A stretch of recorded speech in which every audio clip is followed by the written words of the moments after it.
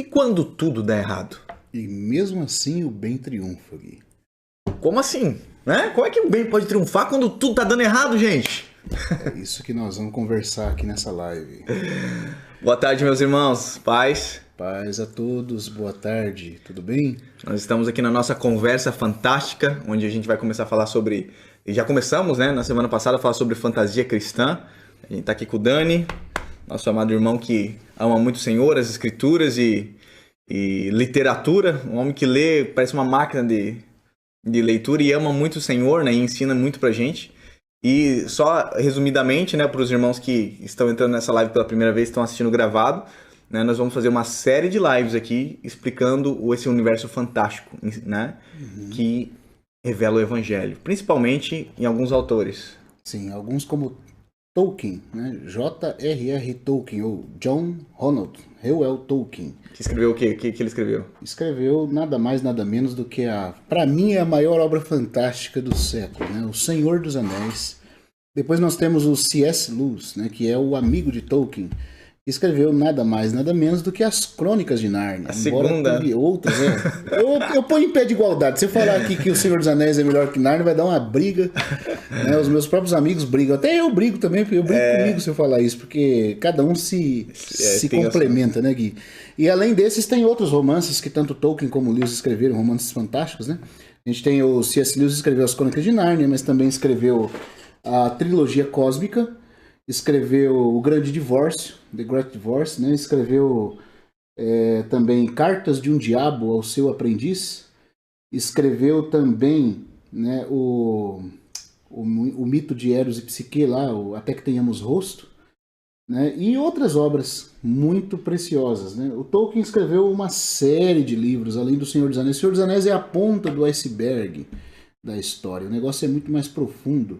Ele começa a escrever, né, ainda no tempo das trincheiras na Primeira Guerra Mundial, porque ele lutou na Primeira Guerra Mundial, e ele começa a escrever ali o seu mundo, né, do imaginário, e depois o Senhor dos Anéis chega para complementar na fase madura das suas grandes conquistas na área da pesquisa, da filologia, mas ainda não havia nenhum conto escrito. Agora, esses autores, eles nos impressionam com a sua capacidade de trazer a relação entre mito e fé, entre imaginário, imaginação e fantasia e evangelho. Né? Nós conversamos um pouco sobre isso na primeira live, eu indico que você assista. E hoje nós vamos entrar um pouquinho mais profundo na história, na própria história, no próprio pensamento de Tolkien e Lewis, embora eles não sejam únicos, eles são, eu digo que eles são os pais da fantasia moderna, e tem ali o que eu chamaria de o avô, né? O avô seria o Chesterton, né? E o bisavô seria o George MacDonald. E o tataravô seria o Anthony Novalis, né? Então a gente tem aí uma gama de autores que, graças a Deus, salvaram toda uma geração por meio dos seus escritos. E não é sem motivo que a revista Time diz que o mundo está dividido entre dois tipos de pessoas: os que leram O Senhor dos Anéis e os que ainda não o leram. Então, que tipo de pessoa você é? Qual tipo eu de já pessoa? li. Eu também. Esse ano passado eu terminei pela 12ª vez. Né? Foi a 12ª vez, graças a Deus eu consegui fazer a leitura. Então, é fascinante, gente. Eu queria, aqui nessa live, acho que a gente vai orar, né, pessoal? Vamos orar. Vamos orar, e a gente vai começar falando de um conceito. Um conceito que expressa, vamos dizer, um dos fios de ouro do pensamento de Tolkien e também de Lewis, que foi também ajudado por Tolkien nesse pensamento. A eucatástrofe. Amém. Pai, em nome de Jesus, nós queremos te agradecer, Senhor, por essa tarde. E queremos te agradecer, Senhor, por esse momento que a gente vai ter também de estudo, Senhor, desses contos que revelam o Evangelho também, Senhor. Amém. Né? De alguma maneira gloriosa. Nós queremos agradecer também por o Senhor ter inspirado esses irmãos. Obrigado. Para eles contarem, Senhor, através desses contos fantásticos, né? Sim. A glória do Senhor, né? Amém. A glória do Evangelho, Amém. a esperança do Messias. Amém. Senhor, quanta coisa linda, Senhor, a gente vê. Amém. Que nessa manhã, Senhor, nós nós queremos, nessa manhã não, nessa tarde, nós queremos só se alegrar juntos, Senhor, aqui, Verdade. né? Nessa conversa e inspirar muitos irmãos a também lerem, assistirem, Senhor, esses contos, Senhor, fantásticos. Sim. E desfrutarem da realidade do Evangelho também, Senhor, né? Em tudo isso. Amém, Aí que também sirva de uma ferramenta de evangelismo para muitos jovens e adolescentes, Senhor. É verdade, Em nome de Jesus. Amém. Amém. Amém. Bom, a relação de uma coisa com a outra, da fantasia com a imaginação e o evangelho, nós falamos na primeira live. Mas qual é o cerne do pensamento de Chesterton, Tolkien e Lewis? Os três primeiros, né? Depois tem ali, a gente vai nas outras lives ainda falar de George MacDonald e Novalis também.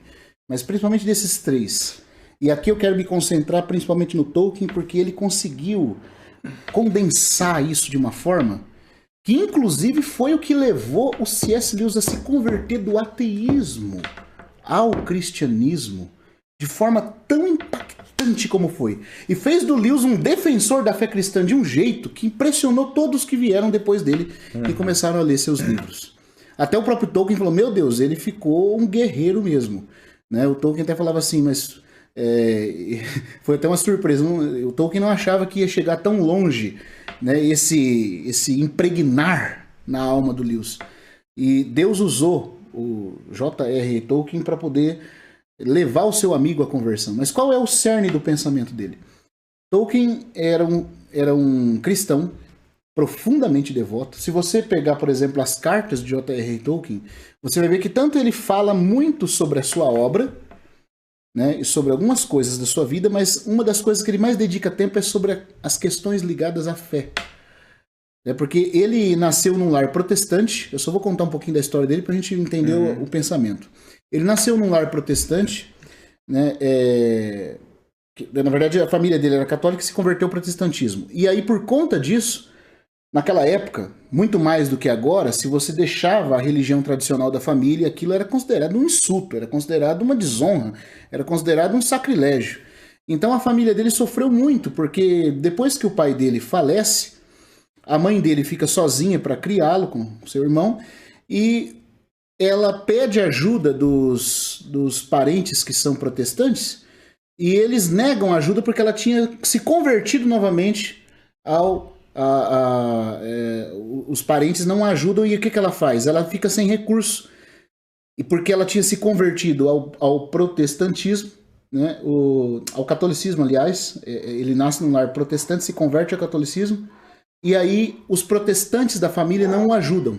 Não ajudam nem ele, nem a sua mãe. E ele era criança, ele era menininho. E a mãe de Tolkien... A mesma guerra que existe até hoje, né? A mesma guerra, é uma guerra religiosa.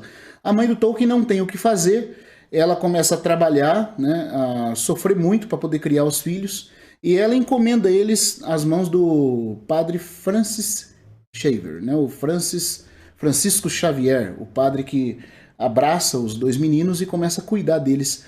A mãe do Tolkien morre de forma prematura devido às dificuldades da vida, ela tem uma doença e acaba falecendo. E o Tolkien, então, é criado pelo padre Francis. E por causa que ele é criado ali, né? Deixa eu ver só aqui, tá tocando um negócio aqui, gente. Deixa eu só desligar aqui. É o Paulinho aqui. Eu tenho que desligar, não tem como atender. Deixa eu atender ele. Atende ele, por favor. Ele, então, é assim, gente. Tudo é catástrofe. Aqui tudo vai dar certo. O que acontece?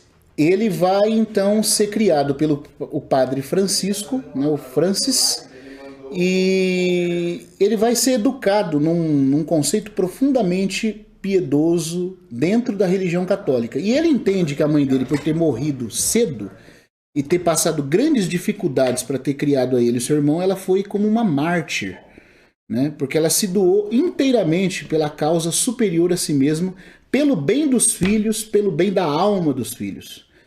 Né, e sendo fiel à fé católica, ainda que isso custasse a rejeição de toda a família do lado protestante. Bom, sendo criado ali, ele, numa das cartas dele, por exemplo, ele chega a dizer que ele se apaixona pelo sacramento, né,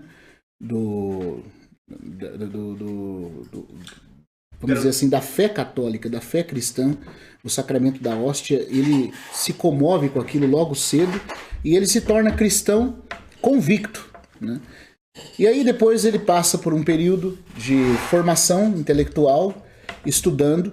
Ele passa a amar as palavras. Tem uma das cartas, né, que ele narra que a criação do padre Francis para com ele e o irmão dele foi muito rigorosa, mas foi muito benéfica mesmo assim.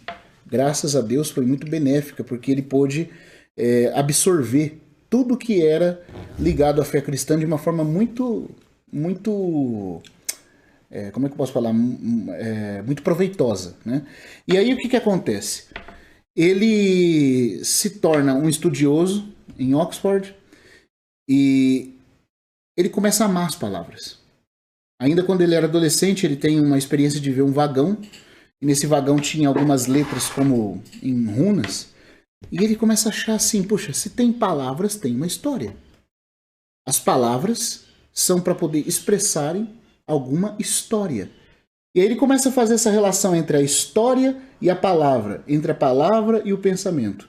E foi o que a gente falou na live passada. Se tem uma imaginação, né, você consegue ter uma imagem. Se tem a imagem que você vê por meio da imaginação, você quer comunicar isso na forma de palavra. E se há palavras comunicando isso, você tem um conto, você tem uma história. Então o Tolkien ele começa a se apaixonar pelo ramo da filologia. E filologia o que é? A filologia é o estudo da origem das palavras, é o estudo da onde as palavras vêm, por que elas têm a expressão que tem, qual é a conotação, a raiz etimológica. O Tolkien então se torna um especialista em filologia. E o que acontece, Gui? Mas porque ele é profundamente cristão, porque ele tem, e ele chega a dizer que até mesmo a obra O Senhor dos Anéis é uma obra de cunho católico, que você não entenderia a obra se você não entendesse a fé cristã. E ele fala da fé cristã principalmente de ramo católico. Bom... Engraçado que ele meio que pregou o evangelho pro Lewis e o Lewis é protestante. E aí o Lewis vira protestante. Isso foi uma tristeza que ele teve, né? Ele queria que o Lewis se tornasse católico e o Lewis acaba se convertendo para a igreja anglicana. Mas os dois, eles amavam muito o Senhor, né? Demais. Independente de... Se você for ler a história deles, e eles serviram na guerra, tudo, eles comunicaram o evangelho de uma maneira extraordinária. Extraordinária. E não de uma questão religiosa, né? Então, é que nem... Nós somos de um cunho protestante, né? Uhum. Mas sabemos que tem irmãos aí católicos. Mas a grande questão... E lemos as obras católicas, né? Então, assim, a grande questão é quem são os homens e mulheres de Deus que são apaixonados ao longo da história da igreja. Né? Porque não tem muito... você tem que ver, assim... Qual foi a história desse irmão? Foi o que o Lewis também viu. Quando a gente chegar na história do Lewis, onde o Lewis entra na história, nós vamos ver que o Lewis ele se via como um defensor do que ele chamava de cristianismo básico. Ou cristianismo de base, o que há de comum na fé cristã. Seja entre católicos ou protestantes. Isso que ele traz no cristianismo. Isso que ele traz no cristianismo puro e simples, que no inglês original é mero cristianismo, o cristianismo de base. O que é comum a todos os cristãos. Porque o Lewis dizia assim, as divisões entre protestantes e católicos no corpo de Cristo só mostram que por enquanto esse corpo está ainda amadurecendo. E como um corpo de uma criança que está crescendo, os dentes de leite estão nascendo, nós sentimos febre, nós sentimos às vezes até um começo de alucinação. Mas isso é fase do crescimento. Um dia as divisões vão acabar, porque nós vamos entender que todos estivemos no mesmo Cristo. E é verdade. Eu estou falando aqui dos genuinamente cristãos no meio católico e protestante. Não estou falando de quem não tem experiência com Deus, tá? De quem é só por nome. É nominal, tá nominal religioso, né? Porque o que importa é se você crê de fato. Se você crê, não importa se é católico ou evangélico. Você pertence ao corpo de Cristo, certo? Agora, o Tolkien, ele começa então a estudar e ele se torna professor, né, ocupando o cargo catedrático, e ele também se torna como é que eu posso falar? Um orientador, né? Ele se torna orientador e catedrático. E ele começa a corrigir provas. O que acontece? Ele já tinha começado a escrever as histórias dele. E tem uma das cartas dele que ele fala que no começo que ele começou a escrever, ele não pensava em colocar de propósito ideias cristãs. Ele não, por exemplo, o Tolkien também não gosta de alegorias. O que é uma alegoria? Uma alegoria é uma história onde, quando você narra ela, você força o leitor a ter que interpretar tal fato como se referindo a um outro fato. Certo? Sempre na história. Por exemplo, em Nárnia. Nárnia, que nós vamos falar de Nárnia também, nós vamos chegar em Nárnia. Né? O pessoal vai entender porque eu comecei com o Tolkien primeiro, porque o Tolkien é o fundamento do que depois vai ser Nárnia. né, do C.S. Lewis. Mas o Tolkien tem uma diferença. Ele não gostava de alegoria porque ele disse que a alegoria forçava a interpretação do leitor. Nárnia é uma fábula alegórica. Né? Por quê? Você tem ali uma história onde os animais e os homens conversam e falam, mas você tem alegorias. Se você não entender que o Aslan é Jesus Cristo, você não entendeu nada em Nárnia.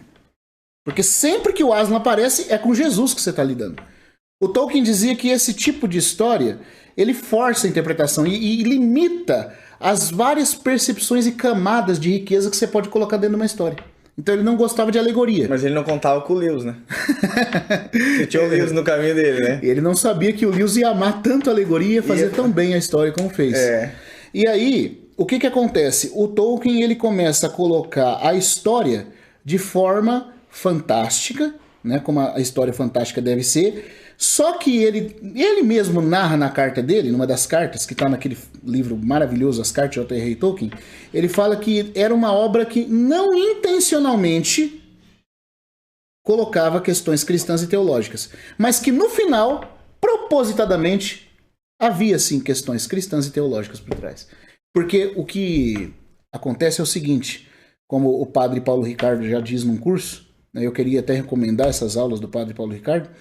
Ele fala o seguinte: Tolkien era tão cristão, ele era tão cristão que até quando ele não queria intencionalmente falar da fé cristã, acabava fluindo. Ele acabava transpirando o aroma da verdade cristã nas suas obras. Esse padre Paulo Ricardo é um cara apaixonado pelo Senhor dos Anéis. Ele tem uma série de vídeos no YouTube muito boa. Muito você boa. Quer aprender sobre o Senhor dos Anéis. Só pula a oração de Maria. Você se adianta ali e vai para as aulas. Isso, ele é um padre que eu vou falar para vocês, viu? Recomendo as aulas dele. Ele tem dois cursos sobre Tolkien e um sobre o Senhor dos Anéis de forma específica, né? Eu recomendo que você faça o curso. A primeira aula está gratuita no YouTube. Chama O Silmarillion, né? É a primeira aula do padre Paulo Ricardo. E lá ele mostra, né, que o Tolkien ele respirava tanto a fé cristã, estava tão impregnada nele que ele exalava isso nas obras. Ô, Dani, mas não vai chegar na catástrofe hoje. E aí, não, mas lá. se anunciou o catástrofe, não vai chegar não. Eu tenho que falar disso para chegar lá. Então, vamos lá. O ponto é o seguinte. Ele começa a escrever os contos ainda na Primeira Guerra Mundial. Aí... os primeiros contos, se o pessoal for ler, vai ser o que mais tarde se tornou o Silmarillion, vai ser o que se tornou o conto de Beren e Lúthien, o conto dos filhos de Húrin, certo? E era nisso que ele estava dedicando a vida dele, a obra dele. Ele queria uma grande, heróica história de uma batalha do bem contra o mal, certo? Só que no meio de tudo isso, num dos dias em que ele estava corrigindo provas como um professor, corrigindo exames, um aluno deixou uma prova em branco. E ele pegou a prova em branco e ele disse que não sabe por quê, mas ele escreveu. Falou, uma prova em branco, que coisa boa para um professor que está aqui cansado, sobrecarregado de tantas provas corrigidas, uma prova em branco. Aí ele pega o papel e escreve assim: numa toca no chão vivia um hobbit. Aí, a hora que ele escreve, vive um hobbit, ele pensa, mas o que é um hobbit?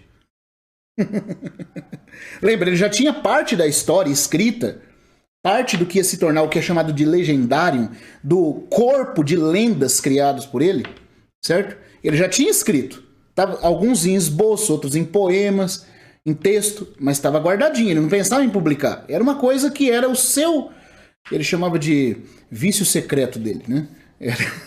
Ele deixava ali. Só que quando ele escreveu essa história, aí ele começou a escrever e apresentar a história para o seu círculo ali, do seu filho, do seu círculo da família. E aí ele foi falando sobre o que era um hobbit. Mas por que isso, gente? Que a gente tem que entender que para o Tolkien, lembra que a gente falou na primeira live, se surge uma ideia, é porque ele teve um vislumbre de alguma verdade. Então ele não achava que ele estava criando a história, ele tinha que descobrir a história agora. E ele começou aos poucos ir formando essa história de uma forma tão bela, tão maravilhosa, que se tornou o livro do O Hobbit. Havia uma moça, agora que eu não vou me recordar o nome dela, tá? Mas ela trabalhava na editora que depois publicou O Hobbit, ela teve acesso ao escrito, ela falou, mas que coisa estupenda! E ela apresentou o livro. Né? O Hobbit foi escrito antes do Senhor dos Anéis. Antes do Senhor dos Anéis. O Senhor dos Anéis foi escrito para continuar a história do Hobbit. Mas, gente, vocês vão entender, agora que nós vamos começar a entrar na questão da catástrofe, que vocês vão entender a beleza da coisa. Quando ele cria a história do Hobbit, Vamos dizer assim que o Bilbo Bolseiro, que é o protagonista da história do Hobbit, ele pregou uma peça até no Tolkien. Nem o Tolkien estava esperando encontrar o Bilbo no caminho dele. O Bilbo não foi só a surpresa para os anões da história interna do Hobbit e acabou sendo o elemento surpresa de tudo. Até o Tolkien não sabia o que era nem por que ele tinha escrito numa toca no chão vivia um Hobbit. E aí ele começou a continuar a história acaba chegando naqueles editores que mais tarde publicam o livro. E quando publica-se o livro, o pessoal ama. O pessoal simplesmente fica doido, falando, a gente quer saber mais sobre Hobbits. Só que tinha um problema. Não tinha mais história sobre Hobbit. O Tolkien ainda estava descobrindo o Hobbit que ele havia criado. Aí os editores falaram, não, nós precisamos de mais contos. Apresente mais contos. Ele falou, eu não tenho mais contos. O que eu tenho é isso aqui. Pegou todos os ensaios, todos os começos de contos que ele havia escrito, que mais tarde vai se tornar o Silmarillion, vai se tornar o corpo da estrutura do Senhor dos Anéis, e ele apresentou aquilo mal acabado com várias genealogias, nome de elfo, nome de lugar estranho. Ele falou, não, a gente não quer saber disso aqui. A gente quer Hobbit. Nós queremos Hobbit. Ele falou, meu Deus, e eu vou ter então que continuar escrevendo sobre os Hobbits. Eu preciso descobrir mais sobre os Hobbits e escrever sobre eles. E aí ele continuou a história, só que como ele era meticuloso, perfeccionista, ele começou a repassar a história, e agora ele dá uma jogada de mestre. Que aqui eu não posso dizer que não foi intencional. Todo bom contador de história sabe fazer isso. O que acontece? Eles queriam hobbits, eles não queriam saber de elfos, dragões, essas coisas aí de Valar, Maiar, esse universo todo que o Tolkien criou. Não queremos isso aí, queremos saber de hobbit. Então tá bom, vou continuar escrevendo sobre Hobbit. Só que na história do Hobbit, ele começou a colocar cerejas. Começou a colocar... como é que eu posso falar? Começou a colocar o prato de entrada do que seria mais tarde o Senhor dos Anéis. Através de colocar dentro da história da continuação do Hobbit, né, que ele depois foi revisar, porque teve uma versão primeira do Hobbit, depois ele revisou a história e corrigiu alguns pontos. Quando ele corrigiu, ele foi colocando algumas coisas que fazia as pessoas terem desejo de ler as histórias que os editores não queriam publicar. Sagaz. Entendeu? Deixa eu dar um exemplo como isso ocorre. E aqui que entra a questão da eucatástrofe. O que é eucatástrofe?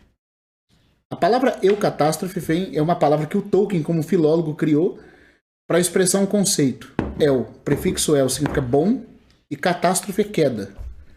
A eucatástrofe... Foi o Tolkien que criou essa palavra? Foi o Tolkien que criou a palavra. Ele pegou a palavra, o prefixo el em grego, eu, né, e catástrofe, a boa queda, ou a queda que termina em bem. Aquela tragédia que termina com uma redenção que faz você sorrir. Que era, na verdade, a mesma coisa que o Dante Alighieri quis expressar quando ele falou da Divina Comédia. Comédia, para Dante, é o conceito de comédia aristotélica, que é aquilo que termina com um final feliz, além da possibilidade da imaginação. Então o Tolkien também criou uma palavra, eucatástrofe, a queda que termina em bem. Mas por que isso? Porque você vai ver que a própria história, do jeito que ele criou, foi uma eucatástrofe. E ele estava impregnado do elemento da redenção como um cristão. Então, olha só. Ele tinha criado já parte dos mitos que não eram apresentados, que ninguém queria saber, porque era cheio de nome élfico, cheio de nomes que ele criava como um filólogo, de histórias que você tinha que decorar genealogias quase como se fosse a Bíblia, ninguém queria saber daquilo. Ele continuou a história do Hobbit, revisando ela, e aí ele foi colocando elementos dos outros contos mais passados. Por exemplo, quando você abre no livro O Hobbit, você tem ali o protagonista da história, que é o Bilbo. Você tem o antagonista principal, que é o Smaug, o dragão. Né? Você tem ali o segundo personagem principal, que é o Gandalf, e os anões, que estão junto com o Bilbo na jornada. Gente, se você está lendo uma história que tem um protagonista e um antagonista, o que você vai pensar? Que o antagonista é o chefão. É aquele, né, inimigo que todos têm que lidar com ele no fim, e que aquilo ali é o principal inimigo de todos. É isso que está sendo preparado no seu coração à medida que você lê a história. Não é? Então imagine, os anões chegam na casa do Bilbo. E aí começam a conversar com o Gandalf, que eles têm que lidar com um dragão. O dragão Smaug roubou o tesouro dos anões. Botou os anões pra fora de Erebor. Aconteceu uma catástrofe aqui agora, que é um... A Júlia tá aqui servindo a gente. Um cafezinho. Obrigado, viu, Ju? Um biscoitinho. Quero ver o Dani falar comendo. Agora eu vou ter que me virar nos 30 aqui. Mas então, olha, o dragão entra em Erebor e bota os anões pra fora, né? E deita em cima do tesouro, que pertencia por direito ao Thorin, escudo de carvalho. O descendente de Thrain, filho de Tror, né? E o que acontece? Como os anões haviam sido expulsos e eles têm aquela ânsia, né, de querer voltar para o seu lar, eles sabem que se eles voltarem, eles têm que lidar com o dragão. O problema é que um dragão vive quase para sempre se ele não é morto. Então como é que nós vamos lidar com o Smaug? Aí, de uma forma que parecia uma coincidência, o mago Gandalf encontra o Thorin em Bree. E eles começam a fazer um plano para poder lidar com aquele dragão. O Gandalf pelos seus próprios motivos. Os motivos do Gandalf eram outros, muito maiores do que os do Thorin. O Thorin porque queria recuperar a sua herança. E aí, o Gandalf planeja, então, que eles vão precisar de um ladrão. Mas a palavra ladrão, do jeito que é usada ali no Hobbit, não é ladrão como nós usamos. Significa um caçador de recompensa. Alguém que é pago para fazer um serviço. Um serviço de espionagem ou de conseguir alguma coisa. E aí eles vão para a casa do Bilbo. Gente, eu vou correr um pouquinho aqui, tá? Chega dentro da casa do Bilbo, eles estão na conversa mó calorada com relação ao que vão fazer com o dragão. E aí, de repente, todo mundo tem aquele desânimo. E os anões falam assim, olha, não tem como nem a gente entrar na montanha. A porta tá selada. Tem uma chave, mas ninguém tem essa chave. O último que tinha essa chave, a gente nem sabe com quem ficou essa chave, né? Eles estão ali conversando e não sabem o que vão fazer com o dragão. De repente, no meio da conversa, o Gandalf, o mago, ele tira uma chave e fala assim, não está perdida. Aqui está a chave. Porque ele tinha mostrado um mapa. O mapa falava de uma entrada secreta que tinha uma chave. Falou, então tem a chave. E aí o Gandalf realmente tira a chave e entrega para o Thorin. Aí os anões falam assim, como você conseguiu essa chave? Como você a pegou? Porque uma coisa que o Tolkien retrata bem nos anões, eles têm aquele tipo de espírito assim, tanto quase que patriotas ou até mesmo possessivos como, né, como se fosse o povo judeus. Os judeus e os árabes que são extremamente possessivos nas suas tradições. E aqueles anões assim falam, como você conseguiu isso? Como você se apossou dessa chave? E o Gandalf fala, eu não me apossei. Ela foi me dada. Ela foi entregue a mim. Você fala, como? Ele falou, eu a encontrei. Foi me entregue a mim por Thrain, seu pai, Thorin. Eu recebi quando o encontrei nas masmorras do necromante. Aí, olha só, olha a jogada de mestre que é um negócio. Lembra que lá atrás o Tolkien contava histórias que ninguém queria ouvir? Aquelas histórias mais passadas ninguém queria saber, queriam saber de continuidade. Mas acabou que essas histórias passadas serviram de moldura para um propósito. Para você ver a beleza, você tem que ter o quadro montado. E as histórias passadas serviram de moldura. Por quê? Porque agora, olha o que ele vai fazer. O Tolkien vai escrevendo e fala assim, a hora que os anões ouviram falar o necromante, todos estremeceram da ponta dos dedos dos pés até o último fio da cabeça. Gente, agora vamos lá. Você tá lendo a história e você tá percebendo que o antagonista, o vilão, é o dragão Smaug. Só que eles estão conversando do Smaug de boa. Falam do Smaug, que vão lidar com o Smaug e não acontece nada. Todo mundo tá falando de boa desse dragão. De repente entra em cena um outro personagem que até então não tinha sido mencionado. O necromante de Dol Guldur, do Monte da Feitiçaria. E aí quando se fala do necromante, aí sim os anões ficam arrepiados. E falam pro Gandalf, o que você estava fazendo lá? Ele fala, descobrindo coisas como sempre. E foi uma coisa perigosa. Até mesmo eu, Gandalf, escapei por pouco. Não havia esperança de resgatar Thrain, e ele morreu, pois estava louco, só se lembrando do mapa e da chave. Aí os anões falam assim, nós nos vingamos dos orcs. Depois de lidar com o dragão, devemos também lidar com o necromante. E aí o próprio Gandalf, que é aquele que representa o heroísmo na história, ele vai falar assim, não sejam tolos. Ele é o inimigo acima da força de todos os anões, mesmo que eles pudessem ser reunidos dos 4 cantos do céu.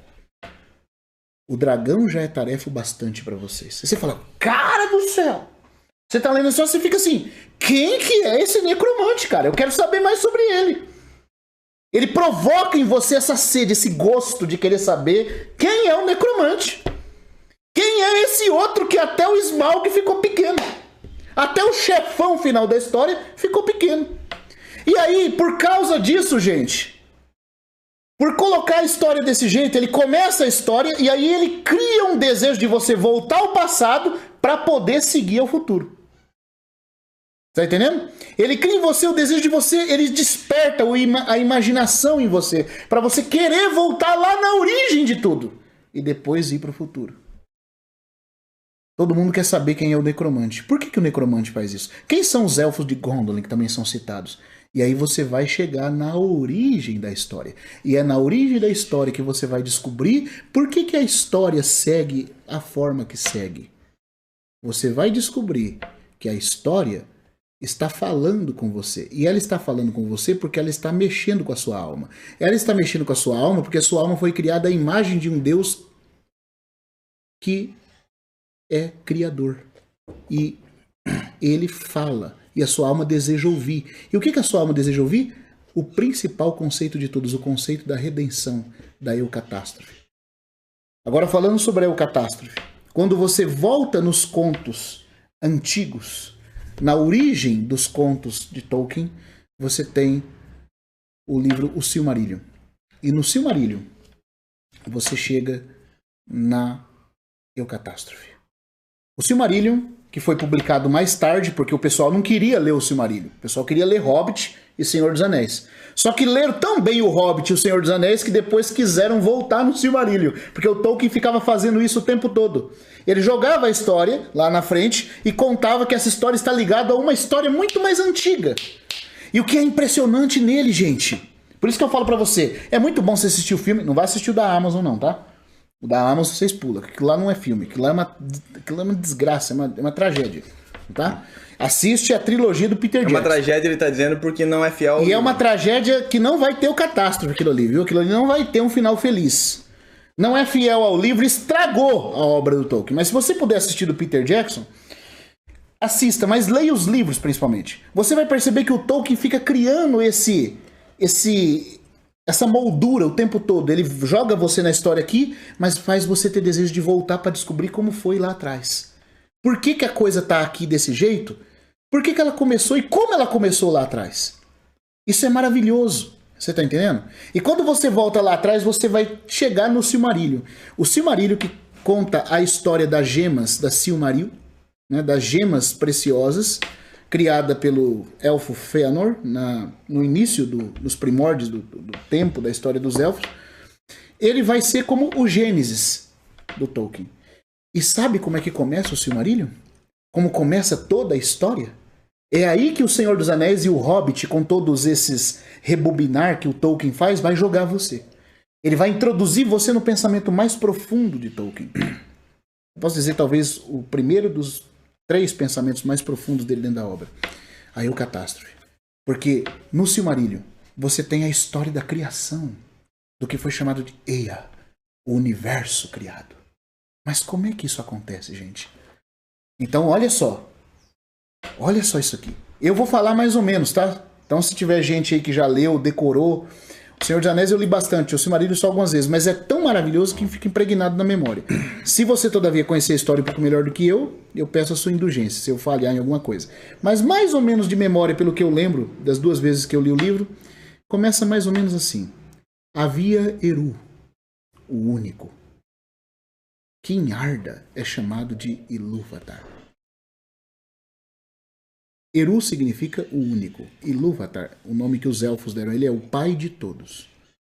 Então, primeira coisa, quando você estiver lendo Tolkien, você não está lendo um politeísta. Você não está lendo um cara que está falando para você idolatrar outros deuses e qualquer tipo de diabrura no meio de feitiçaria e contos de feitiço e contos de fadas malévolos. Não.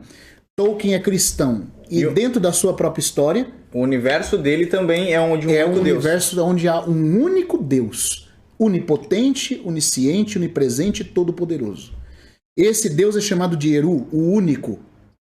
Claro, isso é um monoteísmo, certo? Ilúvatar, o pai de todos. Aí diz assim, olha só. Ele criou do seu pensamento os Ainur. A palavra Ainur significa os sacros, os sagrados. Quem são esses?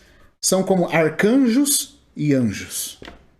Agora olha que interessante, ele criou da onde? Do seu pensamento. Lembra da primeira live que a gente falou que, né, você tem uma imagem, uma ideia, e essa ideia gera uma imagem. Quando a pessoa se autoconhece, ou ela também cria as coisas que você primeiro imaginou. Então, cada um dos Ainur foram criados de uma parte da mente de Eru.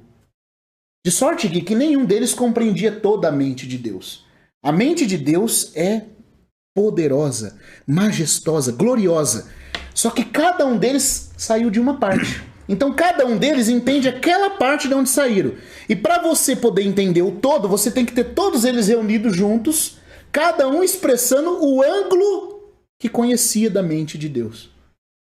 Como se fosse uma orquestra, onde cada um toca o seu instrumento, mas onde nessa orquestra todos eles são colocados juntos, e aí você tem a beleza da sinfonia da música sendo tocada.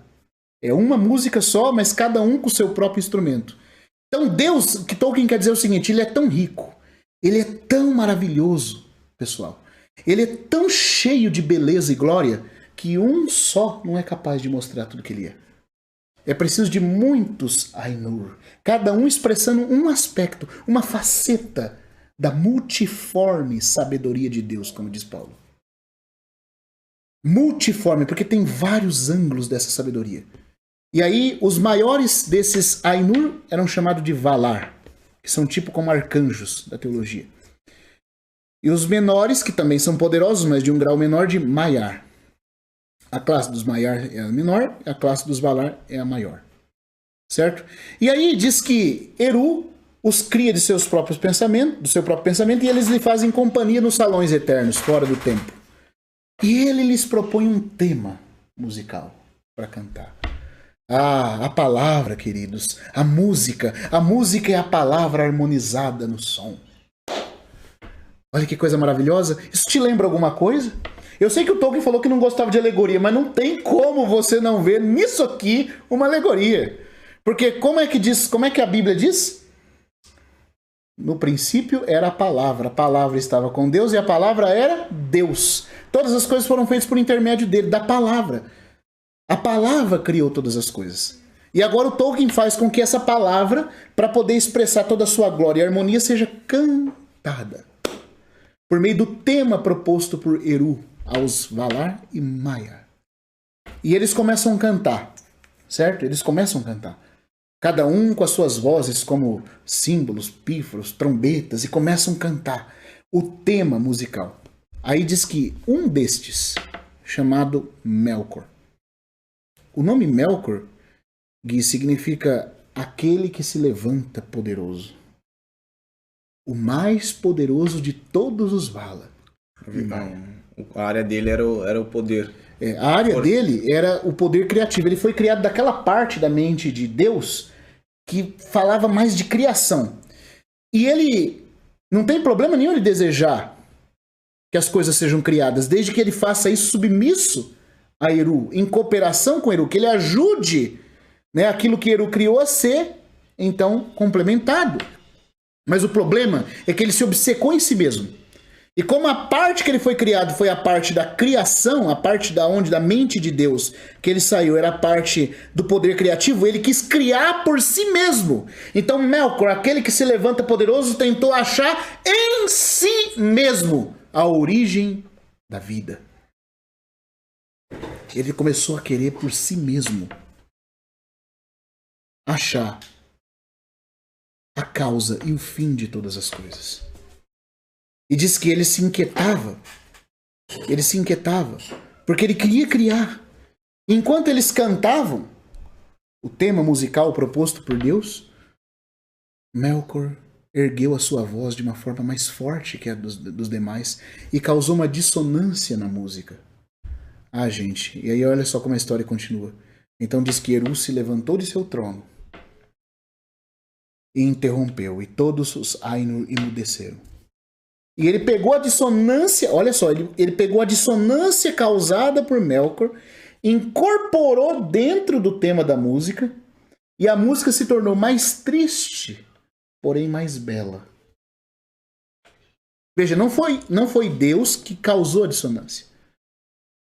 Veja o que o Tolkien está trabalhando aqui, mas ele utilizou a dissonância para produzir mais beleza na música. Ele converteu o mal em bem. Vamos dizer assim, o Tolkien ele tocou o santo e tornou impuro, e o Senhor tocou aquilo que era impuro e tornou mais santo ainda. De alguma forma. O Melkor causa a dissonância. Eru, Ilúvatar pega aquilo que estava impuro e torna mais belo do que antes. Esse é o conceito da eucatástrofe. O Deus, como diz Santo Agostinho, infinitamente bom, jamais permitiria o mal, se do mal ele não fosse produzir um bem muito maior. Não que ele aprova o mal, não que ele causou o mal, mas ele é tão bom que ele pode utilizar o mal e a consequência do mal para fazer um bem muito maior que ninguém nunca imaginou. Certo? Isso é o que Paulo diz. Mas não para. Isso é uma catástrofe. Isso é uma catástrofe. Agora, o Eru está. Agora presta atenção, gente. Eles estão cantando isso, certo? Eles estão cantando. Só que eles não sabem, os Ainur e os Valar e Maia, que o que eles estão cantando vai se tornar a história da criação. Eles não sabem que o que eles estão cantando, seguindo o tema que Eru propôs, vai virar a própria criação criada. Porque é isso, como a gente falou na primeira live. Nós contamos história falando. Deus conta história criando. Então aquela música que eles cantaram, como era a música proposta por Deus, aquilo se tornou a história. É a palavra materializada, é a palavra cantada e tornado fato.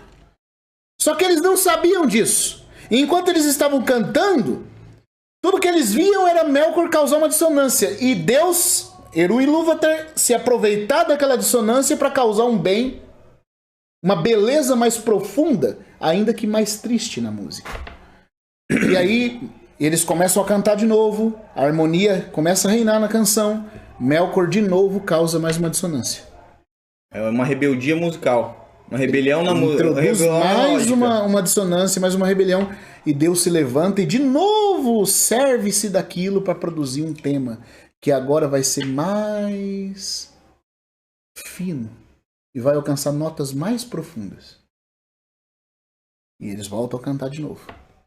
Na terceira vez. Então, mas isso já está se dando aplicação da eucatástrofe de alguma forma. Então, é quando a criatura vamos dizer assim, os homens, não os homens, mas como a criatura causa mal, mas o Criador transforma o mal em bem. Isso mesmo. Então, o trabalho dele, ainda o trabalho da criatura que é pequena, pode trazer um grande estrago, mas não tão grande estrago que o Criador não possa reverter. E não possa usar para E ele não reverte para deixar igual. Exato. Ele reverte de uma maneira que fica ainda mais extraordinária. Mais belo do que antes. É isso mesmo, Gui. Aí na terceira vez, quando Melkor de novo causa uma outra dissonância, aí o Tolkien escreve mais ou menos assim, tá? Me perdoem os que conseguem lembrar de memória. Eu vou falar mais ou menos como está escrito. E isso aqui é um encorajamento para você ler o livro, tá? Para você ler o livro.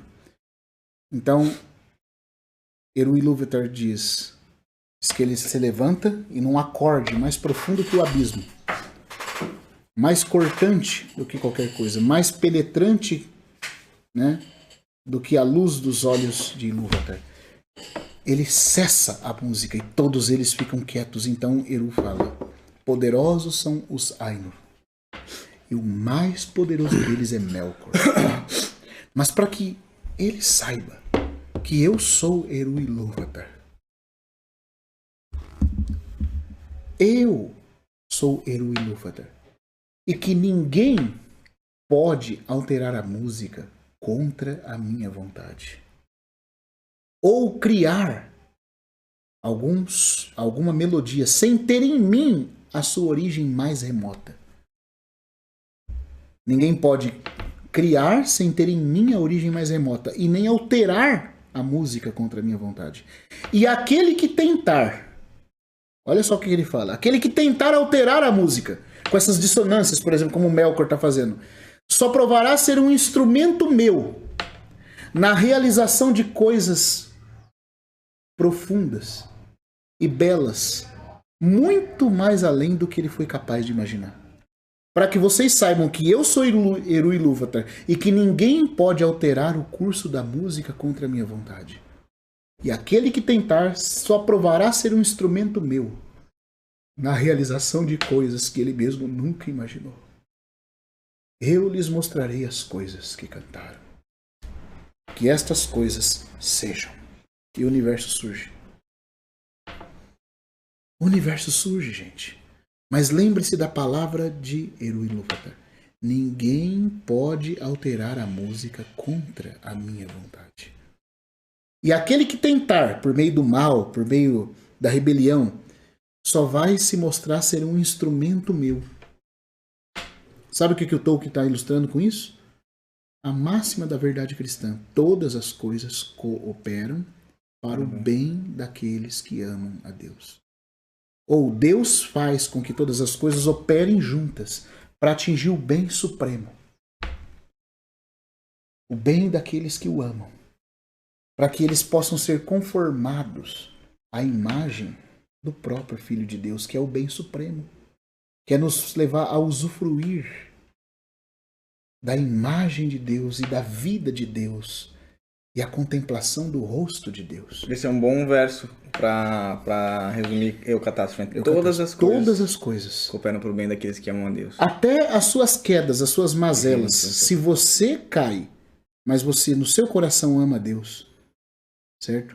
Deus fará com que as consequências daquilo trabalhem para o seu bem. Então, isso é o Deus que não faz o mal e não permite que este seja pior, faz com que o mal se torne um caminho para produzir um bem maior do que se o mal não tivesse acontecido. Sem, todavia, aprovar o mal. Deus nunca está concordando com o mal, mas ele é tão majestoso, tão maravilhoso, que ele é poderoso o suficiente, sábio o suficiente, belo o suficiente, maravilhoso o suficiente para fazer com que todas as coisas cooperem para o bem daqueles que o amam. Ninguém pode mudar os seus desígnios. Pode alterar os seus desígnios. Ninguém pode, como Jó falou, bem conheço que tudo podes e nenhum dos teus desígnios, dos teus planos podem ser frustrados. Nenhum dos planos. Ainda então, isso tipifica... E o Melkor tipifica quem? Satanás. É claro, você não tem como ver Melkor fazendo isso e você não vê ali o diabo na sua rebelião. Uma outra coisa que acontece é que Melkor se inquietava, porque como ele queria criar e ser por si mesmo alguma coisa e não conseguia, sua independência. Depois de um tempo ele passou a observar o vazio. Enquanto todos os outros Valar não tinham atração pelo vazio, o Melkor amava o vazio, porque o vazio era um lugar onde ele dizia que ele poderia ser por si mesmo. Mas ele nunca conseguia descobrir qual era a fonte da existência das coisas, porque ele não sabia que isso, não podia ser achado nele, porque para poder ter isso, havia uma coisa que era chamada de o fogo secreto, ou a chama secreta. E a chama secreta não era uma coisa que ele podia achar nas suas contemplações do vazio. O fogo secreto estava no próprio Eru Ilúvatar. O fogo secreto é a chama imperecível. É a chama imperecível. A chama imperecível, como Tolkien depois escreve numa carta, era uma representação do Espírito Santo, como o único capaz de ser o doador da vida e da autoconsciência. E quando eles estão cantando e criando todas as coisas por meio do canto, porque na verdade aquele canto que eles estavam fazendo era a história do universo criado, veja só, gente, isso acontece de um jeito em que cada um deles está cantando baseado no conhecimento que tem daquela parte da mente de Deus. Mas olha só que belo agora. Eles estão cantando, cooperando com Deus. Melkor tenta introduzir uma dissonância. Ele tenta achar fonte de criação em si mesmo. Isso se torna o mal. Isso também é teologia cristã. Porque o que é o mal? O mal surge por causa que Satanás, que foi criado perfeito, tentou achar em si mesmo a fonte do seu contentamento. E o mal não é algo, o mal é a ausência de algo. A ausência de luz é treva, a ausência de Deus é o mal. Enquanto Lúcifer, antes da queda, dizia para Deus, tu és, tá tudo certo. A partir do momento que ele passa a dizer, eu também sou. Pronto. O coração dele se fecha e entra a treva. A treva é a ausência da luz. O mal é a ausência do bem. E na história o caminho dele é de escuridão em escuridão. Ele vai se perdendo e não deixará de ser julgado e condenado por isso. E ele começa a amar cada vez mais as trevas, assim como Melkor amava cada vez mais o vazio.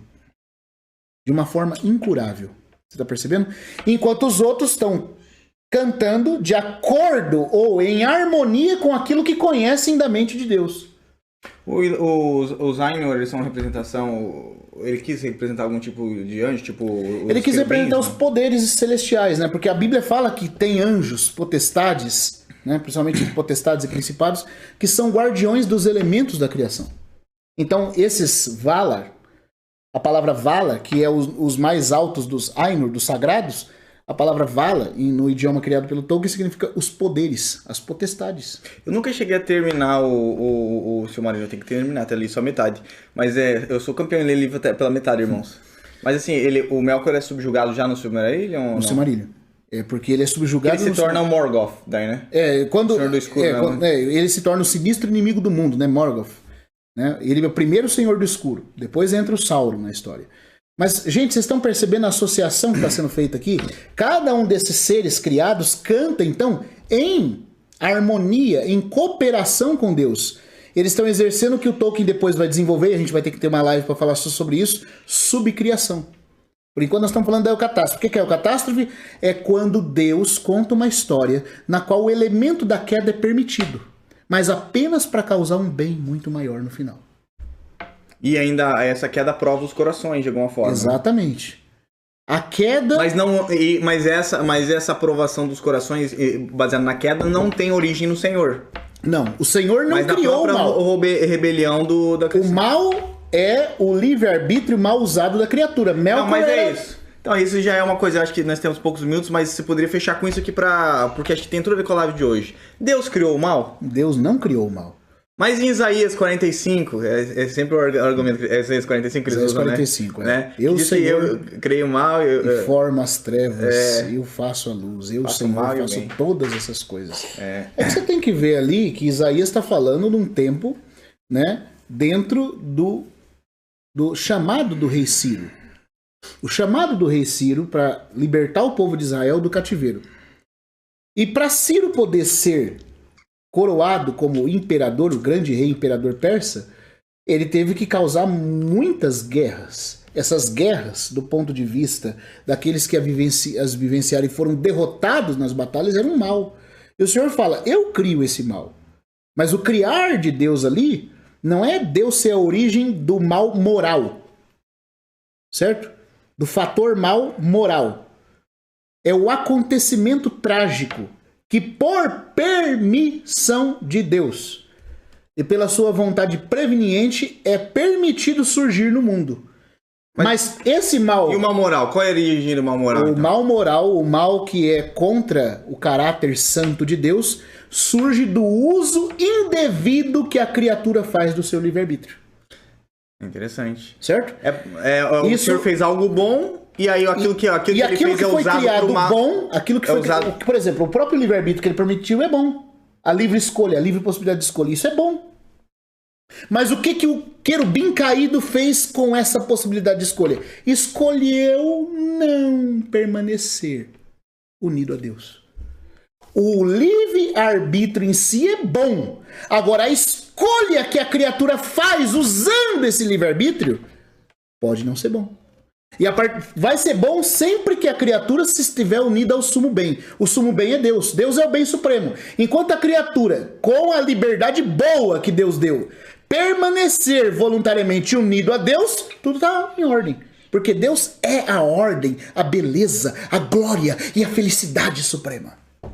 Mas se a criatura, com com a boa liberdade que Deus deu, não quiser permanecer unido a Deus e querer achar em si o seu próprio contentamento, Dá o que deu em Adão. dá o que deu em Adão, dá o que deu no diabo. É muito interessante isso porque, por exemplo, o homem ele foi criado e ele foi criado bom, certo? De alguma forma. Só que ele se corrompe nas suas escolhas, liberdade, por exemplo. Aí ele, se ele vive, né, uma vida no Senhor e cumpre a questão do amor, qual que é o problema? Não tem problema nenhum. Mas ele, uma escolha errada, uma figura assim, por exemplo, de coisa criada. Nós também criamos, nós somos criadores como pessoas. Vamos dizer, um homem criou a faca. A faca em si é boa, mas boa. o uso que um bandido faz dela não é o mesmo que um açougueiro faz. Exatamente, então a faca ela te auxilia. Deus criou a volição, a vontade livre. Agora, a criatura possibilitada pela liberdade fez mau uso dessa liberdade. E isso introduz o mal. O que é o mau uso da liberdade? Não escolher permanecer unido a Deus. Essa é a desgraça, é a tragédia. Poderia dar exemplos, né, Dani? Para os irmãos entenderem, por exemplo, que nem a água. A água em si ela é boa. Ela é boa, é para beber. Se você dá um copo d'água para alguém, você está abençoando. Mas você pode pegar a cabeça de alguém e mergulhar na água e matar essa pessoa. Mas é a mesma água. Putz, né? Então, assim, tem muitas coisas que a gente poderia ponderar, né? O fogo em si, ele é bom. Sim. Se você utilizar ele para cozinhar. Mas você pode queimar uma pessoa e matá-la também. Né? Então, assim, Então, os dons criados por Deus são bons em si mesmos. Mas entre os diversos dons que Deus criou e as dádivas que ele criou o homem dotado com a dádiva da escolha. Agora vamos lembrar de uma questão de o Silmarillion que acho que você não lembrou dessa, ou você não ia chegar nessa parte ainda. Que aí ele fala assim, ele entoou uma nova canção, que são os filhos do homem. Isso, então, aí eu ia chegar nessa parte. Mas eu acho que... porque não tem tempo, vai acabar agora, né? Então, 3 minutos, 4. Nós vamos ter que deixar para a próxima continuação da questão da eucatástrofe, tá? Mas o que acontece? Eles entendiam cada um uma parte da mente de Deus. Tá acabando? Tem 2 minutos só. Puxa vida, pessoal.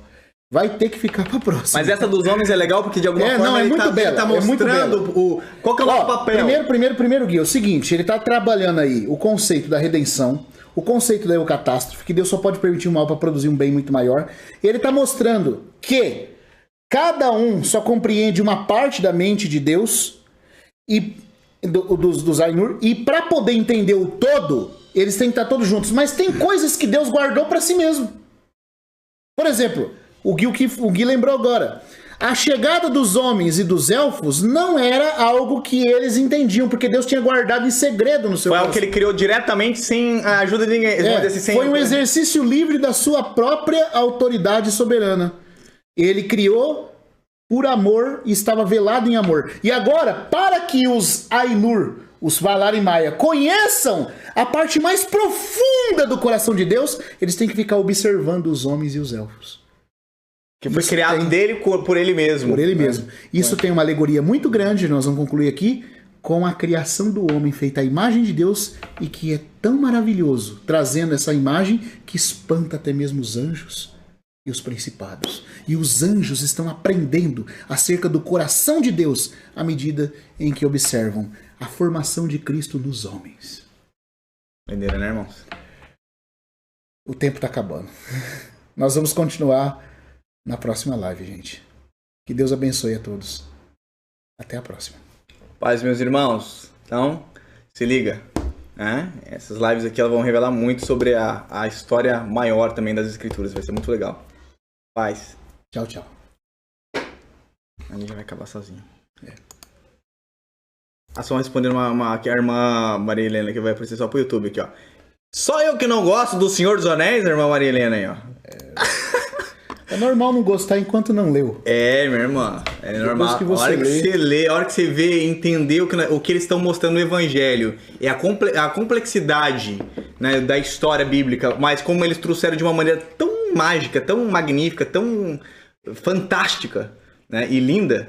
Você vai assim, cara, como é que esses caras estão me explicando a teologia, a vida, a história de Deus e as Escrituras de uma maneira... E era isso que o Chesterton dizia. Que os contos de fadas é uma forma paradoxal de apresentar a verdade. O que é um paradoxo? É a verdade virar de ponta cabeça de forma que você veja coisas que de outra forma você não veria. Não, e tem umas coisas que o padre Paulo Ricardo fala também que eu achei interessante. Ele diz assim, tem coisas que a lógica e a teologia não dá conta de explicar. Então você precisa ir pras falas. Você precisa ir pros contos e pra poesia. Senão você não vê. Isso é tão verdade. Tô comendo aqui, tá, gente? Isso é tão verdade que até Deus, para falar certas coisas, se serviu da poesia. Eu não tinha como se expressar. Eu vou dar um exemplo aqui. Se eu falar assim, Jesus morreu por você, isso é uma verdade? É. Mas isso talvez não toque o seu coração.